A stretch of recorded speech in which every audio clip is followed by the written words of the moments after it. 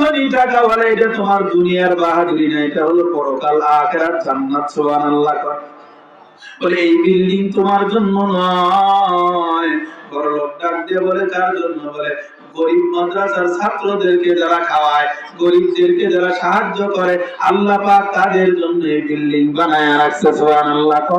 স্বপ্ন দেখাও শেষ, ঘুম ভাঙা শেষ, কি ব্যাপার, কি করলাম, কি হলো, কি দেখলাম, কি হইলো?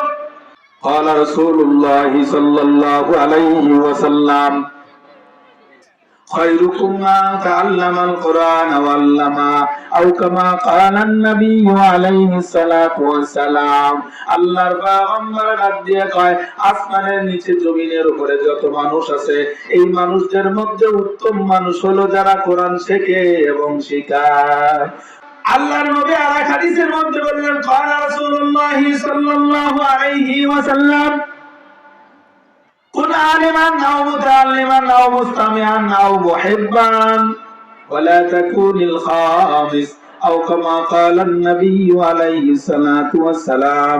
আল্লাহর পয়গম্বর ডাক দিয়ে কয়, হয় আলেম হও অথবা আলেমের ছাত্র হও অথবা ইলম শ্রবণকারী হও অথবা আলেমকে মহব্বতকারী হও। সুবহানাল্লাহ।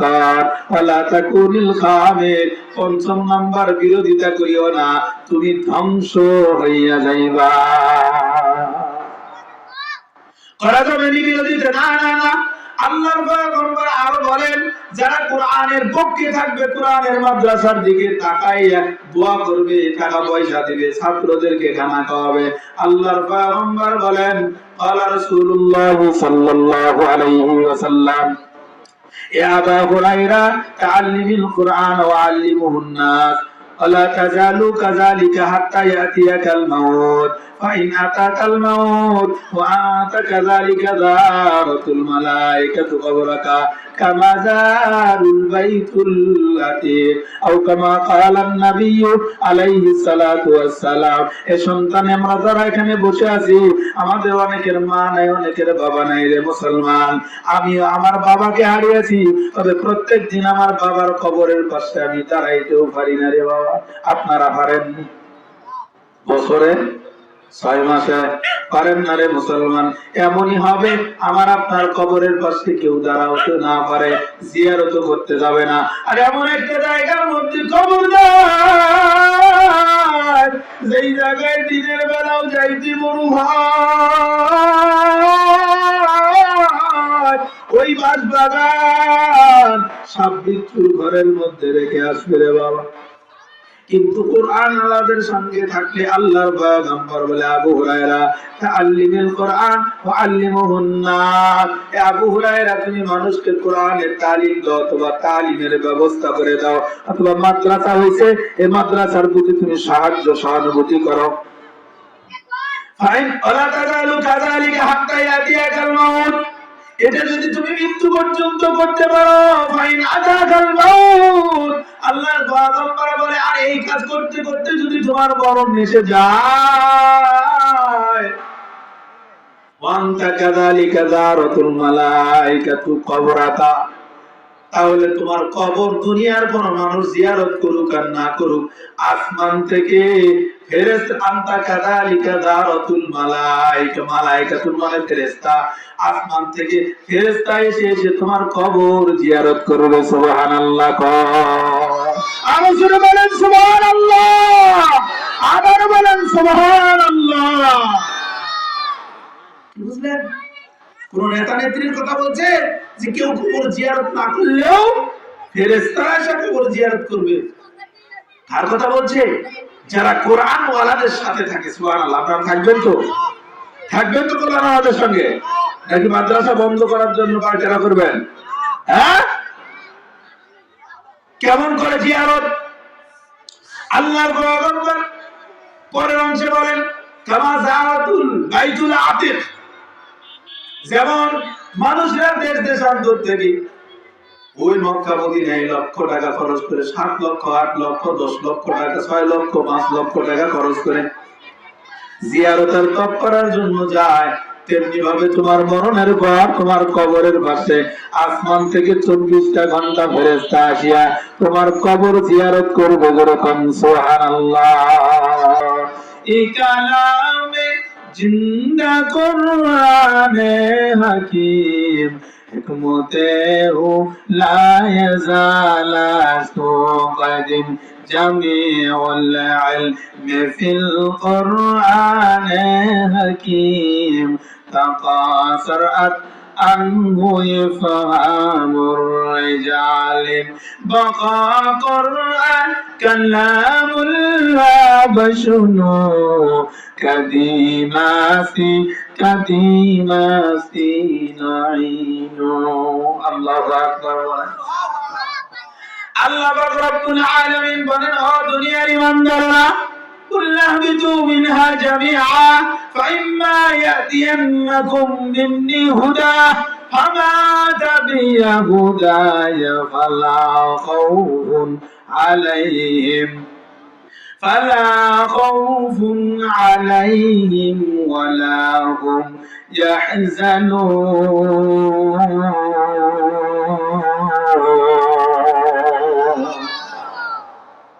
गरटा वक्कुल बिकुली हर सुबह शाम मेरा सानद जिसके तू अजला मकम जुजबा कची जय मखार इंसुजा फजले हुआ मस्तेदार जुमला जा हकीकत से तो दुनिया बेखबर है दुनिया की नुमाइश पर नजर आए नबी गोयम के आज दुनिया जुदाबाद बाहर कारे के बासी बा खुदाबद चिस्तो दुनिया आज खुदा गाफिल बुदाम नक़माज़ा नुक़रा वर जिंदा जाम आबेदर कश्ती हलाके बस दिया आबे अंदर जीरे काश्ती पशुतिया मुसलमान ईमानदार আপনারা হয়তো বলবেন ও হুজুর আপনার কথা শুনলাম দুনিয়াতে যদি কাজ কাম না করি কেমনে করে চলবো এ মুসলমান আমি আপনাকে বলবো না দুনিয়া ছেড়ে দেন না না না তবে দুনিয়ার থেকে সাবধান থাকেন দুনিয়া যেন আপনাকে গ্রাস করতে না পারে ঠিক কি না কও আপনারা এলাকার নদী আছে নি আচ্ছা এই যে শুকনা জমির মধ্যে যদি নৌকা চালানো যাবে যাবে না পানি হইলে নৌকা চলবে ঠিক কি না কোন শুকনা জায়গায় নৌকা চলবে না রে মুসলমান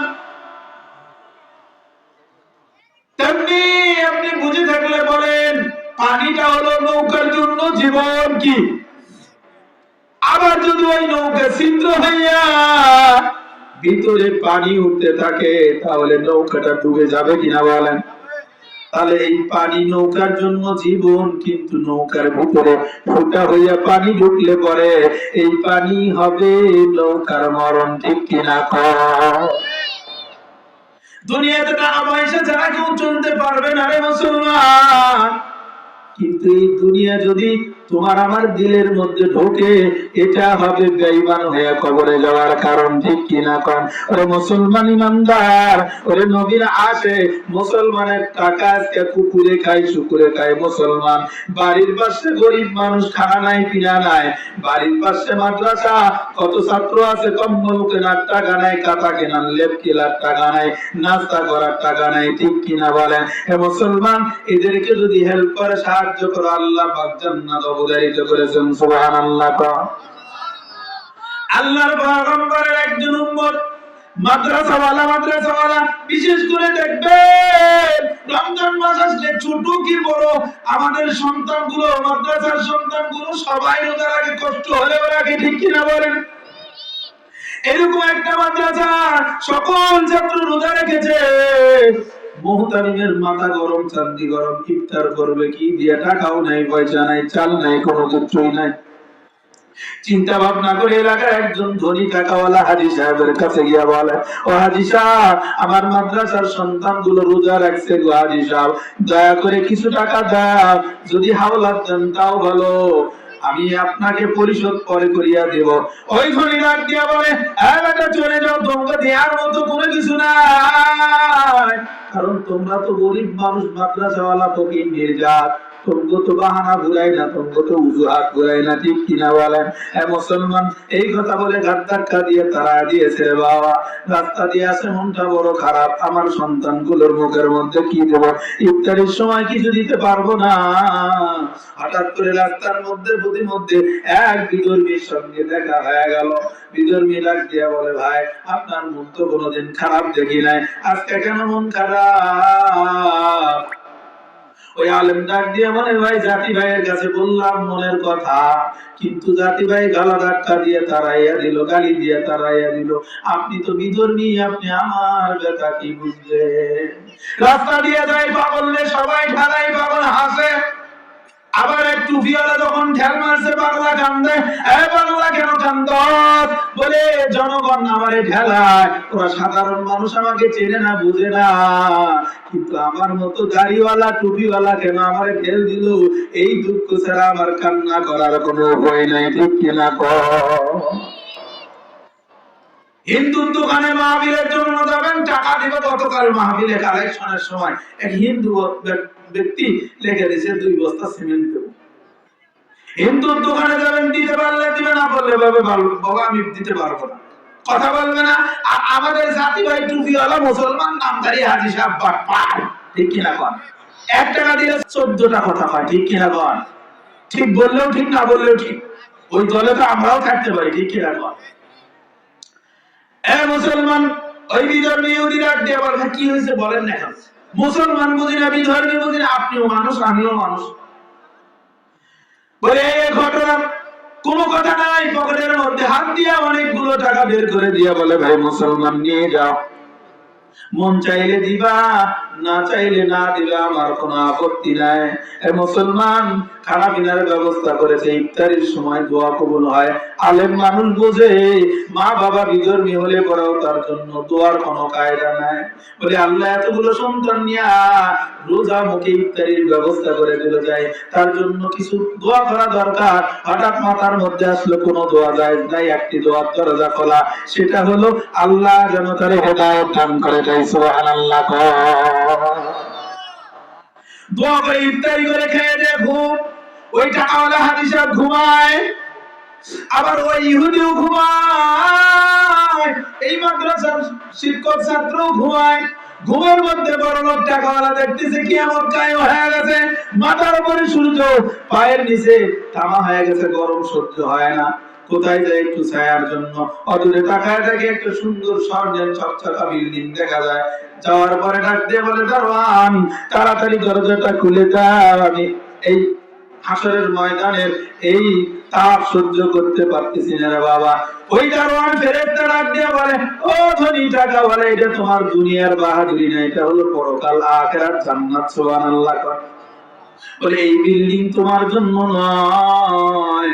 বড় লোক ডাক দিয়ে বলে, কার জন্য? বলে গরিব মাদ্রাসার ছাত্রদেরকে যারা খাওয়ায়, গরিবদেরকে যারা সাহায্য করে, আল্লাহ পাক তাদের জন্য এই বিল্ডিং বানায় রাখছে। সুবহানাল্লাহ।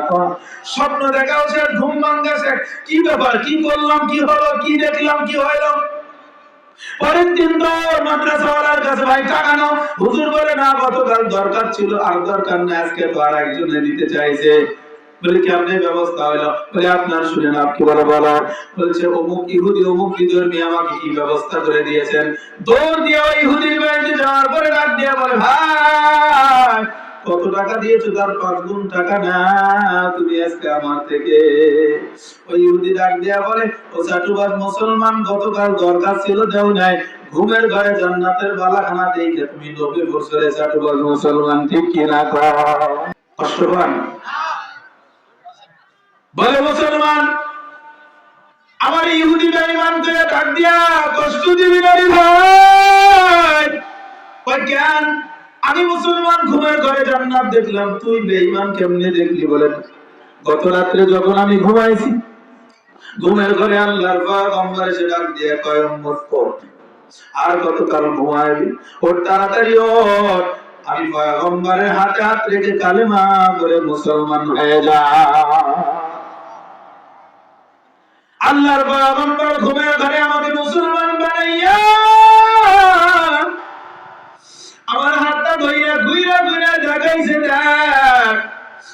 সাহেবে নবী হলেন, উলামায়ে কেরামগণ মাদ্রাসার ছাত্ররা হলো নবীর ওয়ারিস।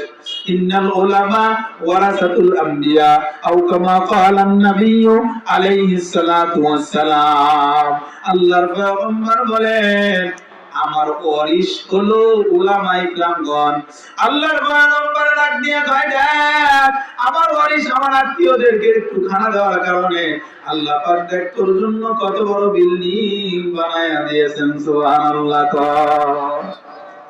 কিন্তু আজকে মুসলমান টাকাওয়ালা, কোনো খবর নাই, খবর নেই।